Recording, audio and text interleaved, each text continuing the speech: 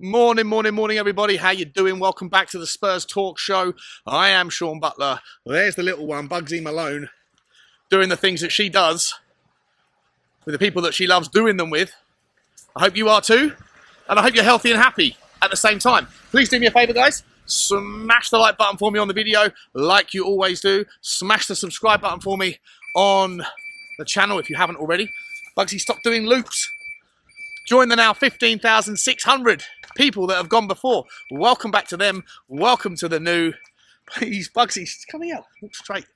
Hit the notification bell and drop a comment. Let me know your thoughts on today's topic. And today's topic, guys, is about the forward search. There's noise out from Romano about Jonathan David of Lille fame and Canada. There's the ongoing noise about Gift ORBAN. The price has been set. And then you've got more noise about Brennan Johnson that is also being touted by the serious ITKs of the world. And I've got to be honest, of the three, I think I know where I land, and I want to find out where you land on it. I'll start with Brennan Johnson. £50 million is the asking price for Nottingham Forest. Now, my opinion of him has changed. I don't want to come across like a flip-flop on this one, but I was never that big a fan of him. I was always like, he's a good player, but he's a bit of a one-trick pony. Sits on the right, he dribbles, he's a good dribbler, doesn't do a lot else. And if you want to give him real plaudits, then he knows the width of the goal, and he's very, very accomplished at finding the corner, which is a brilliant asset, by the way, not to be underestimated. The more that you hit the ball into the corner, the less likely your goalkeeper against you has a chance of stopping it. And then I was like, let me go and see in a deeper dive where the 50 million quid valuation comes from. So I went into the Y-Scout and I started looking around, and I actually thought, you know what? For a right winger, he's very good at the press. He's very good at getting back and helping his teammates out. And I think he would fit the system. I do think he'd fit the system. And of course, he could play through the middle. He'd give competition to Decky, to Richarlison. And Ange Postecoglou has said he doesn't necessarily want an out-and-out replacement for Kane. He'd be more than happy or very willing to improve on the width as well. So there's the justification there. I then went and looked at his stats, and I immediately was like, what the hell? And I'll put them up on the screen. I don't know if this is a glitch, because I don't watch Forest enough to know if it's as bad as it looks. But his stats, according to FB refs, look awful. Like he doesn't pass the ball. Like there is nobody in the top 5 leagues around Europe that actually pass the ball less than Brennan Johnson. He's in the bottom 1 percentile for basically everything to do with offloading the ball. And I'm like, really? Is that true? I don't know, because when you look on the Y-Scout, you factor in, you look at all of the different highlights in isolation of whatever you're particularly looking for. So if you're looking for his crosses, you're still going to see his crosses. And for what it's worth, he is a good crosser of the ball. But according to FB refs, he just doesn't do it very often.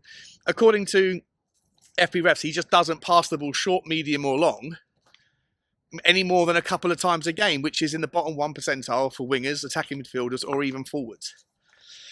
And so I don't know. I'm looking for you guys here to tell me whether or not you think it's a glitch in the software of FB refs, or if it is accurate, then do you really need or want a player whose general play, outside of the highlights in isolation that you can look at, is someone who gets the ball and every single time turns and runs, and usually is pretty successful and very strong, but that's all he does. I don't know. To me, £50 million, he doesn't offer enough, especially if those stats are true. But I don't know if they are. So I'm putting it out there. Number 2, Jonathan David from Lille. A lot of money for a player. He scored a lot of goals for Lille last season. But for me, massively overvalued, massively overestimated. I don't like the guy. I think he had a bang average World Cup. I was expecting massive things from him, and I didn't even see him do anything that was noteworthy. And whenever I've watched him for Lille, or certainly done my research on Wyscout, he comes across as someone who I think he's got a poor first touch. I don't think he has good vision. I don't think his awareness of what's going on around him is particularly good. I think he's a little bit clumsy. And yeah, he scored a lot of goals. He does score a lot of goals, but you know, the XG on them would suggest that he should be scoring them.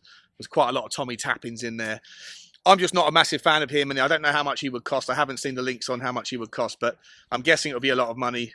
And to me, I don't think he is someone that is going to particularly excite me. But that's just my take. What's yours? Number 3 is Gift Orban, the guy who the only negative you can possibly say about him in terms of whether or not you think he'd be a good fit for Tottenham is maybe his first touch could be better. I think it's fair to say his first touch is a little bit heavy. But apart from that, the only real negative I think is reasonable is that he hasn't done it at the highest level. But you can only play what's in front of you. And every time he's played what's in front of him, he scores a goal, which is what you need from a forward man. I think he would cost the least of all of those other 2 options. I think that would still leave you with some budget. And Ange Postecoglou did say, you know, we can still make improvements in all divisions of the pitch, defence, midfield and attack. You could make the argument for a right back, a centre back, another left back, pending whatever happens with Reggie. You could certainly make the argument for, if you're going to get rid of, you know, possibly Lo Celso, possibly Ndombele, possibly Højbjerg, possibly Ollie Skip. All of those players are possibly looking for exits or loans of some regard. And if that happens, then... If that happens, then you could definitely make an argument to bring someone else in. And in the forward line, with Brian Hill out injured, Richarlison that can't buy a goal, Sonny not necessarily a perfect fit for the left, although, you know, he's obviously going to start and there's options with him. Decky not starting particularly well. None of our front 3 scoring in their opening 2 games. And all 3 of them have a propensity to get injured. Manor Solomon really being our only other option that's tricky, and Perisic being our only other option that's more stable and a good crosser. You could definitely make the argument for supplements in the width and through the middle, up the top. So there's arguments for more than just 1 or 2 players to come in. Budgetary constraints will be what they are. With Tottenham, they always are. And you know, at the end of the day, all of that is dependent on how many we get out the door. And there's now 8 days left until the window closes. Tick-tock, tick-tock, tick-tock. Still, seemingly, no exit in sight for anybody. For what I've read this morning, Eric Dyer has said he plans to stay at Tottenham. He's going to wind down his contract. He doesn't even want to go out on loan to Fulham or to anywhere else. He wants to, you know, he says he doesn't care about the hate. I think the hate is part of the reason why he's being stubborn in this situation. It's more of a middle finger than anything else. Hugo Lloris is not going to Lazio, allegedly, this morning. That's done. So he's still open to other exits before the end of the window, but he's also open to staying at Tottenham. That's a problem. What do we do? I think that on that scenario, with situations like him, put aside his longevity at the club, if you're trying to get people out the door and you would have thought he was one of the obvious candidates and he's sort of going, you know what, I'll put my feet up and get my 100 grand a week until the contract expires next year, then I think that before you decide to tear the contract up, you should maybe lean into the pressure point and say, listen, you're not going to be registered as a squad player. We've already got 5 goalkeepers. And if you decide that you don't want to leave and you're just making the exit difficult, then we will just ask you to train by yourself all day, every day. And a lot of that will include just running laps of the pitch. No one wants to do that. So, I don't know, you've got to put the pressure on a little bit. I think you've got to make decisions around Alfie Whiteman or Brandon Austin. One of those is unnecessary if you're going to keep Fraser, Foster and Venom. I just think that Tottenham are really struggling to move any of these players on. And before you blame it on Daniel Levy's, on his price tag demands, I don't think that's necessarily it. Because, for example, Giovanni Lo Celso, according to lots of reports this morning, he apparently is wanted by Barcelona, and allegedly Tottenham only want 12 million euros for him, 10 to 12 million euros, which to me, I think there's far more value in him than 12 million euros. And on that basis, I would want to keep him, give him minutes, let him play against Bournemouth, let him play against Fulham, let him see how he does, keep him happy. We'll need players in rotation. There's going to be injuries. Maddison always gets injured 10 to 15 to 20% of the season he spends on the injury table anyway. So to me, you need to keep him. But as I say, I don't necessarily think the inability to move these players on is just down to excessive price tags. I think it's a combination of the players don't want to go, give up their juicy salaries, as I've always said. They're under no obligation to leave just because Tottenham agree a fee. And also, I think that when you're dealing with second-tier players, and second-tier teams are the only teams that want them, and they haven't got any money across Europe, there are, as I've said all last year, there are collateral consequences to the financial impropriety of other leagues. Tottenham are part of a Premier League that have a better footballing pyramid, and they pay their players, they pay their teams and distribute the money with more equity. There is a better relationship. Other leagues don't do it. And as a consequence of that, there's no secondary market that can afford to buy the mistakes that you no longer want. It's not just Tottenham. Manchester United are crying out to bring in Amrabat. That deal has been agreed and done for nearly 2 months. Until they get rid of Scott McTominay, they can't bring someone else in. Until they get rid of Harry Maguire, they can't bring somebody else in.